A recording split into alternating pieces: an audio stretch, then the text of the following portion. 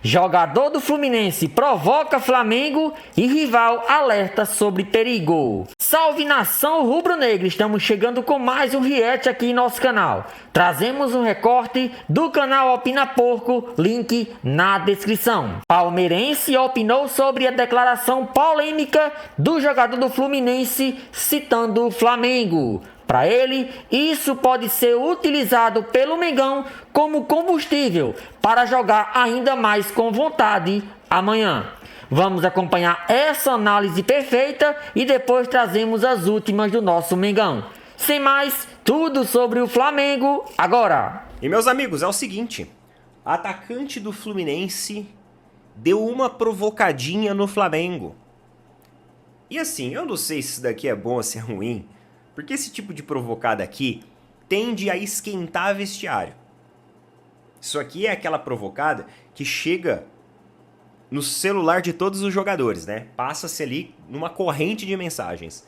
E eu não sei se isso aqui é tão bom assim. Mas a questão foi o seguinte, vamos lá. O John Kennedy, ele falou sobre o Fla-Flu. E aí ele disse, ó, uma das principais frases aí que mais repercutiu na entrevista na TNT foi: se não vamos ser campeões do Brasileiro, não dá pra deixar eles serem também. Aí tem o trecho todo aqui, ó. Nos últimos jogos não tenho feito gol, mas estou com um sentimento bom que sairá neste Fla-Flu. Motivação extra para atrapalhar os caras? Ele foi perguntado. Claro, se não vamos ser campeões do Brasileiro, não podemos deixar eles serem também. Tem que ganhar. Tentar atrapalhar ao máximo, disse aí o John Kennedy em entrevista à TNT Sports. E meus amigos, dos clubes aí que o Flamengo enfrenta, até puxar esse gancho com vocês aqui, o que eu quero chegar, eu vejo talvez o Fluminense como o maior potencial de fazer frente ali ao Flamengo. Atlético Mineiro não dá pra confiar. É uma equipe que às vezes em jogos grandes desaparece. Como já aconteceu contra o próprio Flamengo. Já aconteceu de ganhar também, já aconteceu de perder. Mas eu não sei se o Atlético vive um momento de muita confiança sim. Fora que depende do que acontecer na Sula. Aí você tem o Mirassol, que é na última rodada. Pode ser sim um tempero diferente. Red Bull Bragantino tem pretensões ali na zona de classificação da Libertadores, mas joga dentro do Maracanã.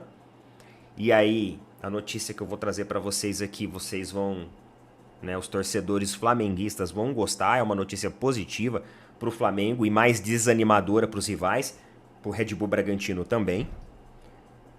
Então você tem o Fluminense como, talvez, a equipe que vai poder colaborar nessa reta decisiva aí de competição. Porque joga tanto contra o Flamengo, também contra o Palmeiras. Vamos ver como que vai ser. Agora, a notícia que eu ia falar para vocês, Pedro já tem data para voltar. Segundo informação aqui, ó, lá do Vene Casagrande, a comissão técnica do Flamengo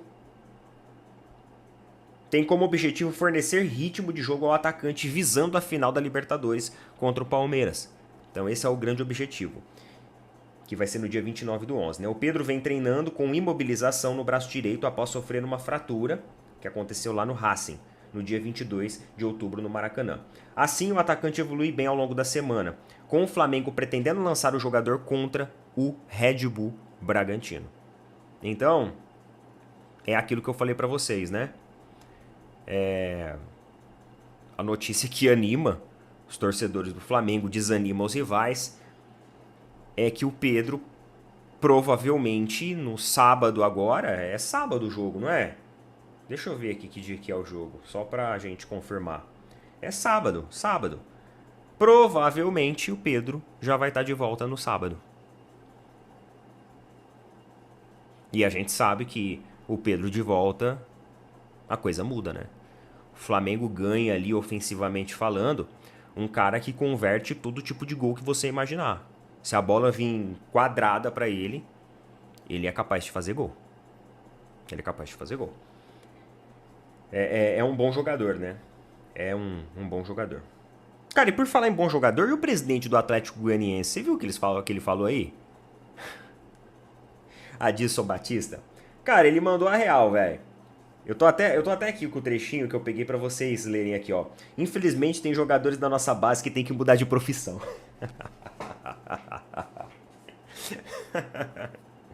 Tinha que estudar e fazer outras coisas. Porque a cigana enganou eles. Eu vi uns jogos do Sub-20 que, pelo amor de Deus, não tem cabimento. Não é só atleta. A gente tenta, busca, troca de comissão toda hora. Infelizmente, o futebol brasileiro está numa descendente e não está conseguindo revelar. Poucos times conseguem, como Palmeiras e Flamengo, porque compram muito jogador. Mas vamos continuar trabalhando porque a base é importante.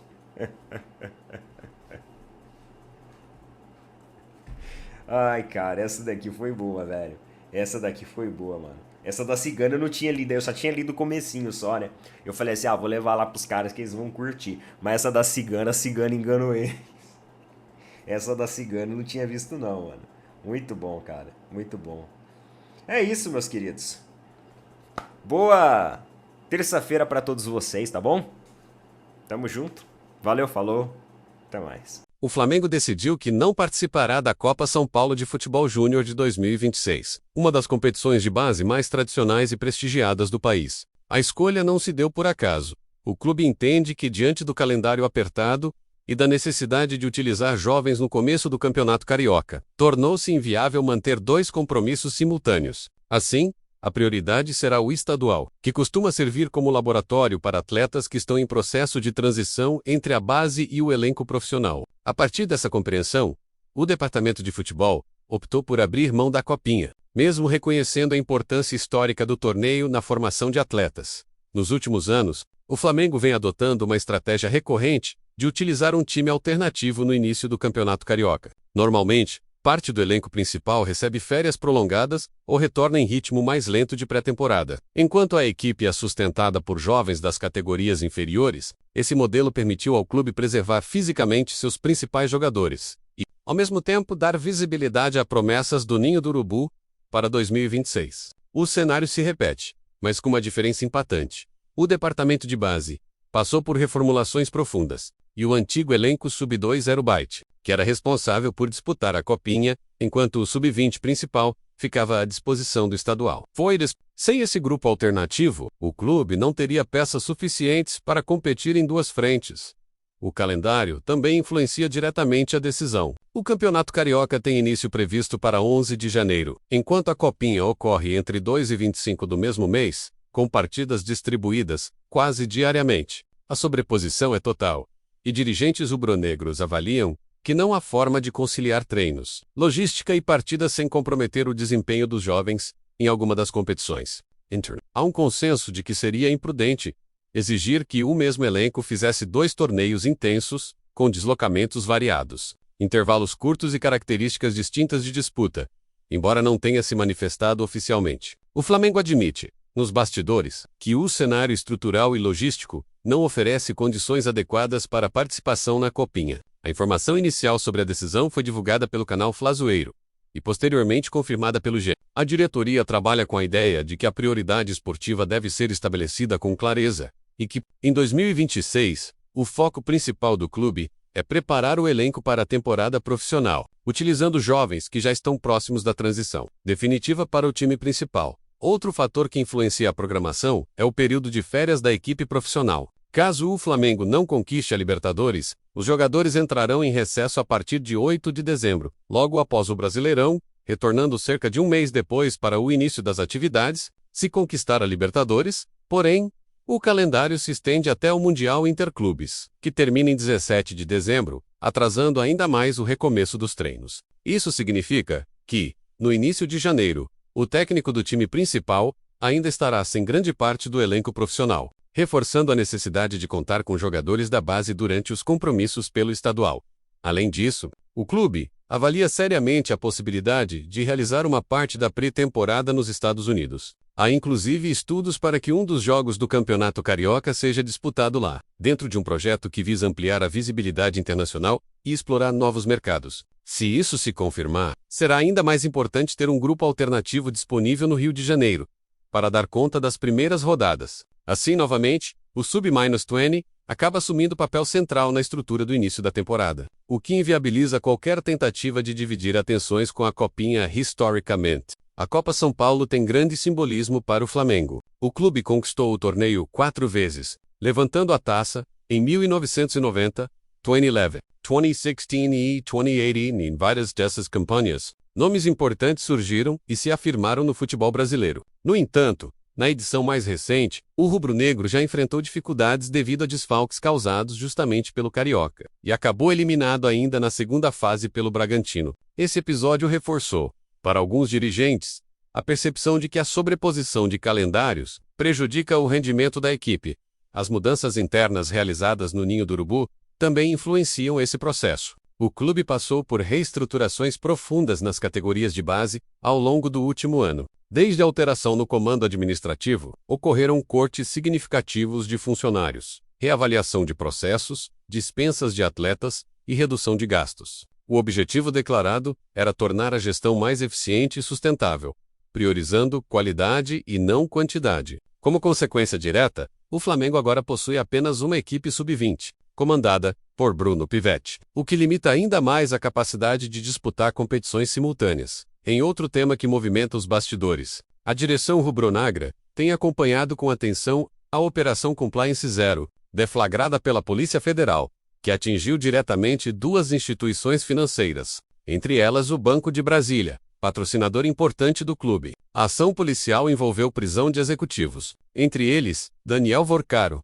proprietário do Banco Master, e levou ao afastamento temporário de Paulo Henrique Costa, presidente do BRB. As investigações investigam um suposto esquema de emissão e negociação de títulos de crédito falsos, o que acendeu um alerta imediato dentro do Flamengo. Embora a diretoria trate o assunto com cautela e prefira aguardar maiores esclarecimentos antes de adotar qualquer medida, há um clima de preocupação. O Flamengo entende que, caso a instituição sofra impactos mais graves, isso poderia afetar a relação comercial. No entanto, dirigentes afirmam que o contrato possui cláusulas capazes de proteger o clube, evitando prejuízos financeiros e permitindo ruptura, caso necessário. Por ora, a decisão oficial é aguardar o andamento da investigação. A parceria entre Flamengo e BRB teve início em 2020, marcada por grande expectativa e forte impacto financeiro. Na época, o banco assumiu o espaço master da camisa, garantindo ao clube pelo menos R$ 32 milhões por ano. O acordo foi renovado em 2023 por 6 meses,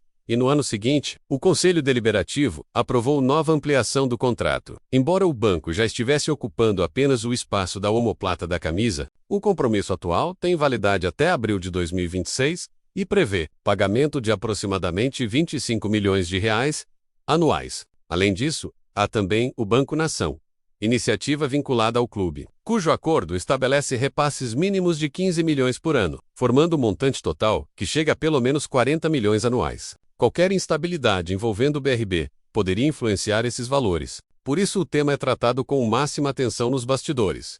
Em meio ao ambiente movimentado administrativamente, o zagueiro Léo Pereira vive um momento especial dentro do Flamengo e detalhou sua trajetória recente em entrevista concedida à Flamengo, ao lado de Zico e Petkovic. O jogador relembrou seu início no clube, em 2020, descrevendo um período de adaptação difícil, marcado por cobrança intensa, mudanças constantes de treinador e desafios pessoais. Ele contou que chegou ao Flamengo por indicação direta de Jorge Jesus, em um momento no qual tudo parecia caminhar de forma perfeita, com títulos expressivos como a Recopa, a Supercopa e o próprio Campeonato Carioca. No entanto, com a saída repentina do treinador português e a chegada de novos técnicos, ele passou a enfrentar um processo de instabilidade. As críticas se intensificaram e ele precisou lidar com o peso de substituir um zagueiro consagrado que ocupava antes a mesma posição. Segundo Léo, a falta de sequência atrapalhou seu desempenho. Ele comentou que atuou mais frequentemente sob comando de Renato Gaúcho, mas ainda assim, enfrentava inseguranças e questionamentos. Em certos momentos, chegou a considerar propostas de outros clubes, mas uma conversa com Marcos Braz foi essencial para que permanecesse. Braz reforçou que Léo precisaria jogar e demonstrar seu valor no Flamengo, o que motivou o defensor a permanecer firme no projeto. A chegada de Dorival Júnior em 2022, segundo ele, representou uma reviravolta. O treinador procurou Léo Pereira e Gustavo Henrique para uma conversa franca, questionando o motivo pelo qual dois jogadores considerados entre os melhores zagueiros do país em 2019 não estavam rendendo como esperado. Léo explicou que faltava sequência. Dorival decidiu dar oportunidades e criar um ambiente de confiança. A alternância entre equipes no Campeonato Brasileiro e nas competições eliminatórias deu ritmo ao elenco, e Léo logo percebeu evolução em seu desempenho. Ele mencionou que o jogo contra o Teilema, pela Libertadores, foi um momento decisivo no qual conseguiu mostrar que estava pronto para assumir posição de destaque no Flamengo. A Pirti Dolly ganhou confiança, estabilidade e se consolidou como titular absoluto, vivendo em 2024 e 2025 sua melhor fase com a camisa rubro-negra. Se quiser, posso ajustar o tom do texto, deixar mais jornalístico, mais opinativo ou mais narrativo. Também posso expandir ainda mais, reduzir ou adaptar para qualquer finalidade.